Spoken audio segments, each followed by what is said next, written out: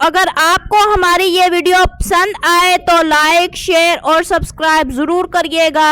رمضان المبارک اللہ تعالیٰ کی خاص رحمتوں کا مہینہ ہے۔ اسی مہینے میں اللہ پاک نے قرآن مجید نازل کیا اور اسی مہینے میں راتوں کا قیام یعنی تراویح ایک عظیم عبادت ہے۔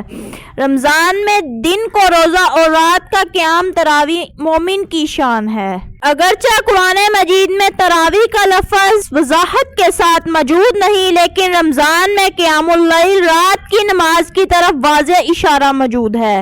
قرآن مجید کی ایک آیت کا ترجمہ ہے، رمضان کا مہینہ وہ ہے جس میں قرآن نازل کیا گیا جو لوگوں کے لیے ہدایت ہے۔ اس آیت سے معلوم ہوتا ہے کہ رمضان قرآن اور عبادت کا مہینہ ہے اور اسی مناسبت سے قیام رمضان یعنی تراویح کی اہمیت بڑھ جاتی ہے۔ قیام اللیل کا حکم قرآن پاک ہے جس کا ترجمہ یوں ہے، اے چادر اوڑھنے والے رات کو قیام کیجئے مگر تھوڑا سا۔ یہ آیت رات کی نماز یعنی قیام کی اصل بنیاد ہے اور رمضان میں یہی قیام تراویح کی صورت میں ادا کیا جاتا ہے۔ رات کی عبادت کی فضیلت قرآن مجید کی سورہ سجدہ میں بھی آئی ہے جس کا ترجمہ ہے، ان کے پہلو بستروں سے الگ رہتے ہیں، وہ اپنے رب کو خوف اور امید کے ساتھ پکارتے ہیں۔ اس آیت میں رات کی عبادت کرنے والوں کی تعریف بیان ہوئی ہے۔ رسول اللہ صلی اللہ علیہ وآلہ وسلم نے فرمایا، جس نے ایمان اور ثواب کی نیت سے رمضان کی راتوں میں قیام کیا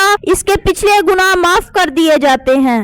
رمضان کی چند راتوں میں محمد صلی اللہ علیہ وآلہ وسلم نے صحابہ اکرام کو باجماعت تراویح پڑھائی، لوگ بڑی تعداد میں موجود ہونے لگے۔ پھر آپ صلی اللہ علیہ وآلہ وسلم نے مسجد میں آنا چھوڑ دیا۔ صحابہ اکرام کو فکر ہوئی تو آپ صلی اللہ علیہ وآلہ وسلم نے فرمایا، مجھے ڈر ہوا کہ کہیں یہ نماز تم پر فرض نہ کر دی جائے۔ اس سے معلوم ہوا کہ تراویح کی کتنی اہمیت تھی کہ اللہ کے رسول صلی اللہ علیہ وآلہ وسلم کو امت پر فرض ہو جانے کا اندیشہ ہوا۔ حضرت عمر بن خطاب کے دور خلافت میں لوگ الگ الگ تراویح پڑھ رہے تھے۔ آپ نے سب کو ایک امام کے پیچھے جمع کر دیا۔ جب سب ایک امام کے پیچھے نماز پڑھنے لگے تو حضرت عمر نے فرمایا، یہ بہت اچھی ترتیب ہے۔ یہی وہ وقت تھا جب باقاعدہ باجماعت 20 رکعت تراویح کا اہتمام عام ہوا۔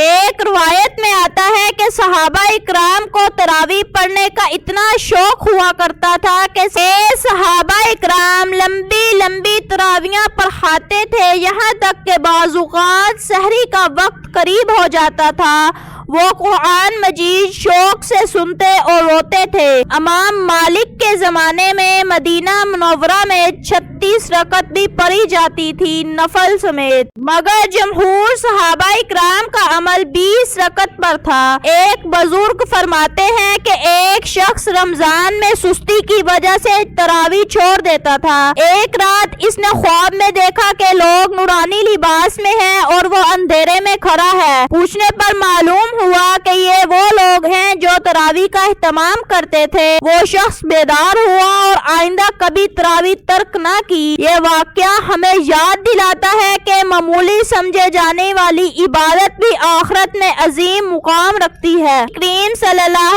علیہ وآلہ وسلم نے فرمایا، جو شخص امام کے ساتھ آخر تک نماز پڑھے اس کے لیے پوری رات قیام کا ثواب لکھ دیا جاتا ہے۔ یعنی اگر آپ 20 رکعت تراویح پڑھتے ہیں تو اللہ آپ کو پوری رات عبادت کرنے کا اجر دے سکتے ہیں۔ یہ اللہ کی رحمت نہیں تو کیا ہے؟ رمضان قرآن کا مہینہ ہے۔ تراویح میں قرآن پڑھنا، سننا، رونا، دعا کرنا، یہ سب جنت میں بلند مقام کا سبب بنتا ہے۔ یاد رکھیے، تراویح فرض نہیں، سنت موقدہ ہے، لیکن اصل نقصان کیا ہے؟ جب لوگ مغفرت لے کر جا رہے ہوں اور کوئی شخص سستی کی وجہ سے خالی ہاتھ رہ جائے، یہ سب سے بڑا خسارہ ہے۔ ذرا قیامت کا منظر سوچئے، ایک شخص دیکھے گا کہ اس کے دوستوں کے گناہ معاف ہو چکے ہیں، ان کے درجات بلند ہو گئے، اور اس سے کہا جائے تم رمضان کی راتیں سو کر گزار دیتے تھے،